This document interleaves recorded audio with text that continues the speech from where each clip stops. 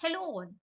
सो आज इस वीडियो में हम बटरवर्थ सैलन की लो पास फिल्टर यानी कि second order low pass filter design करने वाले हैं by using the same op-amp जो मैंने अपने प्रीवियस वीडियो में डिजाइन करके आपको बताया है। अगर आपने मेरा प्रीवियस वीडियो नहीं देखा है तो प्लीज पहले जाके उसको जरूर देखिए क्योंकि वो बेस है इस फिल्टर का। ओपैम्प का मैंने कंप्लीट सिमुलेशन भी किया है जिसमें मैंने सारे पैरामीटर्स जैसे कि गेन, बैंडविड्थ, ऑफसेट वोल्टेज सब कुछ एक्सप्लेन किया है। वीडियो का लिंक आपको डिस्क्रिप्शन बॉक्स में देना है, आप वहां से जाके ओपैम्प का पूरा स्ट्रक्चर देख सकते हो कैसे डिजाइन करना है। ऑल्सो मैंने सेवरल गवर्नमेंट प्रोजेक्ट्स पे काम किए हैं, तो मैं आपको एक्सप्लेन कर सकती हूँ कि किस तरीके से आप डिजाइन करोगे, वो भी जेन्युइन एंड एकदम रियल टाइम एक्सपीरियंस के बेसिस पे। तो जो इन्फॉर्मेशन मैं यहाँ पे दे रही हूँ वो जेन्युइन है एंड रियल है। अगर आपको डिजाइनिंग सर्किट्स, लेआउट डिजाइनिंग या कोई भी टेक्निकल डाउट हो तो यहाँ पे ना आप, जाके मेरे चैनल पे किसी भी वीडियो पे आप देखोगे तो यहाँ पे ज्वाइन का बटन आ रहा है, आप यहाँ पे जाके ज्वाइन कर सकते हो और एक्सक्लूसिव मेंबर बन सकते हो। वहां पर मैं आपको इंपॉर्टेंट इन्फॉर्मेशन, लाइव सेशंस और वन टू वन इंटरेक्शन भी प्रोवाइड करती हूँ। अगर आपको किसी भी टूल इंस्टॉलेशन या टेक्निकल ग्लिच का इशू हो रहा है तो हमारे पास एक्सपर्ट भी अवेलेबल है जिनके थ्रू आप अपने सारे डाउट्स क्लियर कर सकते हो related to tools and technology. वापस चलते हैं लो पास फिल्टर पे। ये लो पास फिल्टर का सर्किट है जिसमें एक ओपैम है, दो रेजिस्टर्स हैं एंड दो कैपेसिटर्स हैं। आप देख सकते हो इस तरीके से लो पास फिल्टर डिजाइन होता है। हम इसको कैडेंस वर्जिसो पे डिजाइन करते हैं। सो ये ओपैम है जिसको मैंने अपने प्रीवियस वीडियो में डिजाइन किया है और सारे सिमुलेशंस उसके किए हैं। अगर आपने वो नहीं देखा है तो जाके उसको पहले देख लीजिए। अब यही ओपैम यूज करके मैं लो पास फिल्टर डिजाइन करूंगी। सबसे पहले मैं यहाँ पे लाइब्रेरी क्रिएट कर लेती हूँ, तो फाइल पे जाके न्यू लाइब्रेरी, मैं यहाँ पे फिल्टर्स नाम दे देती हूँ, फिल्टर अटैच किया एंड सिंस ये ऑलरेडी एग्जिस्ट करिए आप इसमें कुछ भी नाम दे सकते हो। यहाँ पे फिल्टर करके मैं ओके करूंगी तो मेरी फिल्टर की लाइब्रेरी क्रिएट हो जाएगी। अब उसी फिल्टर में मैं सेल व्यू क्रिएट करूंगी, तो सेल व्यू करके यहाँ फिल्टर वाली लाइब्रेरी में मैं लो पास फिल्टर सेकेंड ऑर्डर करती हूँ एंड ओके किया। तो आप देखो मेरी यहाँ पे स्कीमेटिक विंडो ओपन हो गई।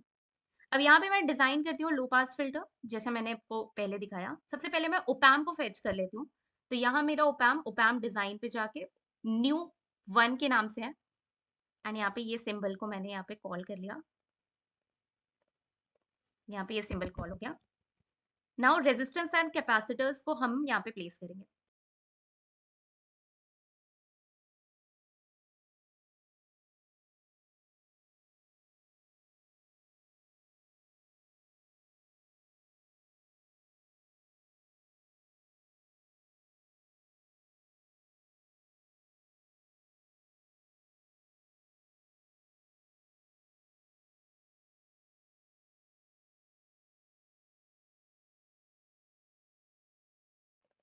यहाँ पे आप देखोगे जो जो लो पास फिल्टर का डिजाइन है उसमें जो हमारा रेजिस्टर्स एंड कैपेसिटर्स है वो पॉजिटिव इनपुट से कनेक्ट है और मैंने यहाँ पे नेगेटिव इनपुट पे किया क्योंकि मेरा जो ओपैम है वो ऊपर नेगेटिव है उसकी पिन और नीचे पॉजिटिव है। तो मैं इसको शिफ्ट कर देती हूँ, इसको मैं पॉजिटिव से कनेक्ट कर देती हूँ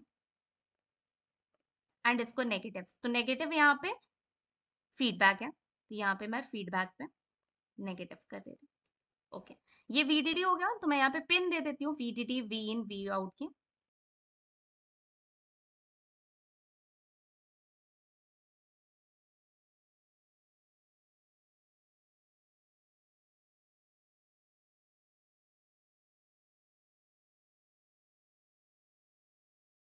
तो यहाँ पे मैंने लो पास फिल्टर डिजाइन कर दिया है।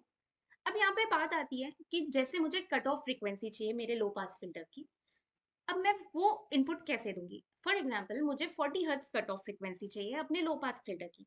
दिस मीन्स जो मेरा लो पास फिल्टर है वो 40 हर्ट्ज तक की फ्रीक्वेंसी को पास करते हैं एंड बियॉन्ड विच वो उसको पास ना करे, रिजेक्ट करते हैं। अब मुझे 40 हर्ट्ज की फ्रीक्वेंसी चाहिए तो मुझे रेसिस्टर्स एंड कैपेसिटर्स की वैल्यू कुछ तो इनपुट करनी पड़ेगी। वो क्या करनी पड़ेगी, वो हमें कैलकुलेशन से देखना पड़ेगा। तो अब हम चलते हैं कैलकुलेशन पे। Coming to the proper calculation of second order Sallen Key low pass filter, जहां पे मुझे गेन, यूनिटी गेन चाहिए and cut off frequency 40 hertz चाहिए जैसे मैंने आपको बोला। तो यहाँ पे मुझे resistors R1 R2 C1 and C2 की वैल्यू निकालनी पड़ेगी।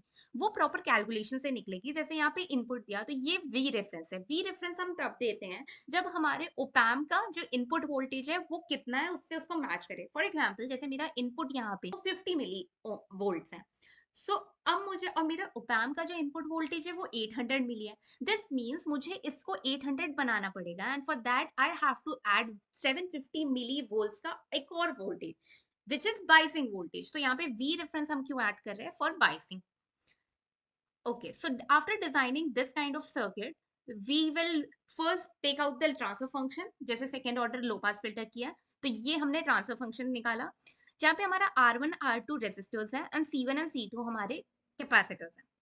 इस तरीके से जब हमने ट्रांसफर फंक्शन निकाला तो हमें पता चला जो हमारा A1 कांस्टेंट है वो आ रहा है 1/R1 C1 plus 1/R2 C1 and A not हमारा आ रहा है 1/R1 C1 R2 C2। By using this only, we will find out the value of R and C. सबसे पहले the first step is to get normalized values of R1 and R2. तो normalized value हमने capacitors और resistors की normalized value R1N and R2N से denote किया. Similarly C1N and C2N से denote किया. And omega C हमने so हमारा A naught हो गया 1 and A1 हो गया √2. Let us assume that R1N and R2N is 1. Then C1n and C2n will also be equals to 1 क्योंकि A naught is equals to 1 upon R1 into R2 and C1 into C2। A not हमारा इतना है तो अगर मैंने इसकी values यहाँ put की तो मेरा R1 एंड R2 अगर मैंने 1 किया तो C2 will be equals to 1 upon C1n हो जाएगा। फिर A1 equals to 1 upon R1 C1 plus 1 upon R2 C1 है। सो जब हमने यहाँ पे R1 एंड R2 की वैल्यू 1 ओम्स रखी तो यहाँ पे मेरा कितना आ रहा है 1 रखी तो A1 equals to 1 upon C1n plus 1 upon C1n। This means 2 upon C1n और A1 की वैल्यू कितनी है √2। सो C1n हमारा कितना हो गया √2 which is almost equals to 1.414 farad. जब C1n निकल आया तो C2n is equals to 1 upon C1n जो कि 1 अपॉन 1.414 आ गया विच इज इक्वल्स टू 0.707 फेरेड। तो यहाँ पे हमने C1n एंड C2n की वैल्यूज निकाली। Okay, now coming to second step, हमने कंपोनेंट्स को स्केल किया सो दैट हमारी कट ऑफ वैल्यू से वो मैच करे। Cut off frequency scaled from 1 radian per second to omega naught. Let us assume m is the scaling factor. यहाँ पे हमने m को एज अ स्केलिंग फैक्टर लिया है। यहाँ पे सेम कट ऑफ फ्रीक्वेंसी रखने के लिए रेजिस्टर्स को हमें m टाइम्स मल्टीप्लाई करना पड़ेगा एंड कैपेसिटर्स को 1/m टाइम्स। सो यहाँ पे R1 will becomes 1 upon normalized value जो रेजिस्टर की है into m scaling factor. Similarly R2 equals to R2n into m. And for C1 it is C1n upon m into omega naught and C2 equals to C2n upon m into omega naught. So let cutoff frequency scale to be omega naught. So while calculating, we know that C1n is equals to 1.414 and C2n is 0.707 farad. तो हमने यहाँ पे इनकी values put कर ली. Now let us assume that m our scaling factor is 10,000. Okay, so R1 equals to R1n into m. R1 is 1, we have already assumed, and यहाँ पे scaling factor 10,000. So we are taking R1 and R2 as 10 kilo ohms. यहाँ पे C1 equals to 1.414 हो गया। Cut off frequency मुझे 40 hertz चाहिए। So omega naught को हमने कैसे रिप्रेजेंट किया था 2 पाई एफ सी एम इंटू 2 पाई एफ सी हो गया 1.414 upon 10,000 into 2 pi into 40. So while calculating these terms, we can get that C1 is equals to 562.8 nanofarad and C2 is 281 nanofarad. तो यहाँ से पूरे कैलकुलेशन से मुझे R1, R2, C1 and C2 की value find out होगी for 40 hertz cut off frequency. इसी तरीके जितनी भी आपकी रिक्वायरमेंट है कट ऑफ फ्रीक्वेंसी की आप कैलकुलेशन कर सकते हो और उस कैलकुलेशन से आप C1, C2, R1, R2 की वैल्यू फाइंड आउट कर सकते हो। इनपुट देते हैं एंड चेक करते हैं कि मुझे 40 हर्ट्ज की कट ऑफ फ्रीक्वेंसी मिल रही है कि नहीं। तो यहाँ पे मेरा रेजिस्टर है 10 किलो ओम, मैंने वैल्यू डाल दी। R1, R2 दोनों 10 kilo ohm. We are getting C1 is equals to 562.8 नैनोफेरेड। C1 हमारा कौन सा है? ये जो फीडबैक से लगता है। यहाँ पे इसको हम 562.8 नैनोफेरेड एंड ये वाला कैपेसिटर हमारा है 281 नैनोफेरेड। ओके, यहाँ पे मैंने वैल्यूज दे दी है रेजिस्टर्स और कैपेसिटर्स की। अब यहाँ पे हम इनपुट वैल्यूज देंगे। सो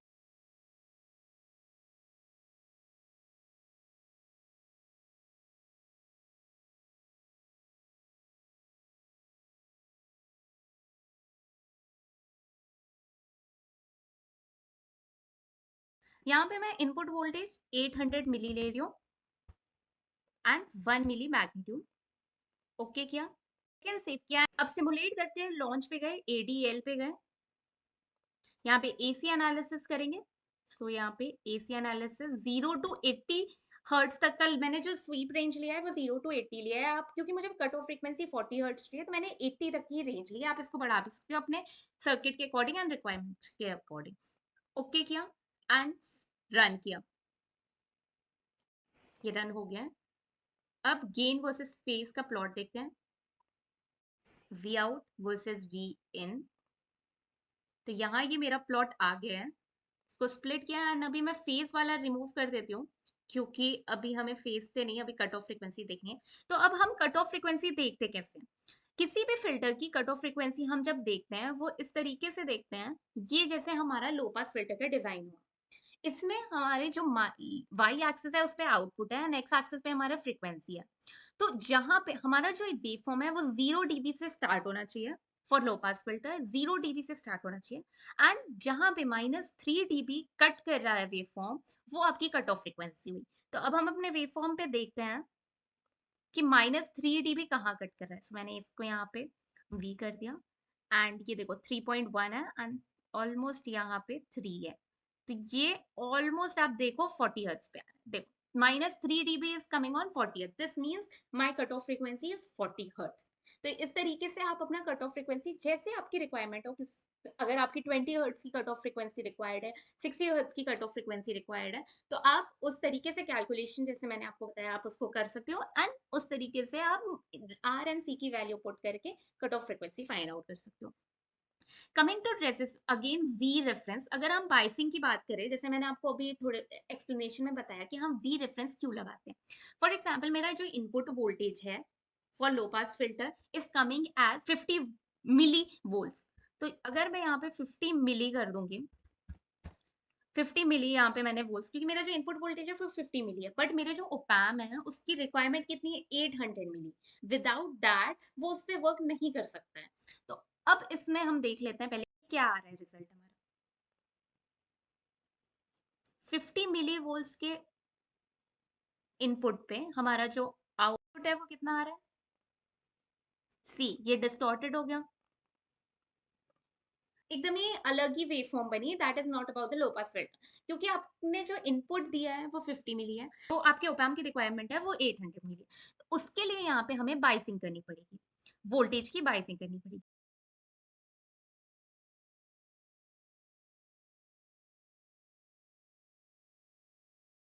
एंड अब देखो ये 50 मिली है एंड इसकी रिक्वायरमेंट 800 है, सो यहाँ पे हमें कितना देना पड़ेगा, ऑलमोस्ट 750। तो यहाँ अगर मैं 750 मिली दूंगी and now 750 plus 50 will be 800 milli and this 800 milli is going as an input to my op amp. अब यहाँ पे सही है एंड वापस से चेक करते हैं क्या मुझे मेरा accurate result like cut off frequency 40 hertz मिल रही है कि नहीं।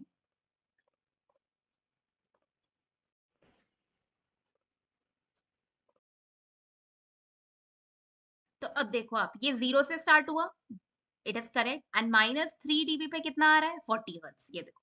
तो हम वी रेफरेंस क्यों लगाते हैं या बाइसिंग वोल्टेज क्यों करते हैं, ताकि जो ओपैम की requirement as an input voltage वो उससे मैच हो जाए। इस तरीके से आप लो पास फिल्टर डिजाइन कर सकते हो and cut off frequency find out कर सकते हो अपने सर्किट की। आई होप इतना आपको समझ में आया होगा। नेक्स्ट वीडियो में हम high pass filter and notch भी देखेंगे। Thank you.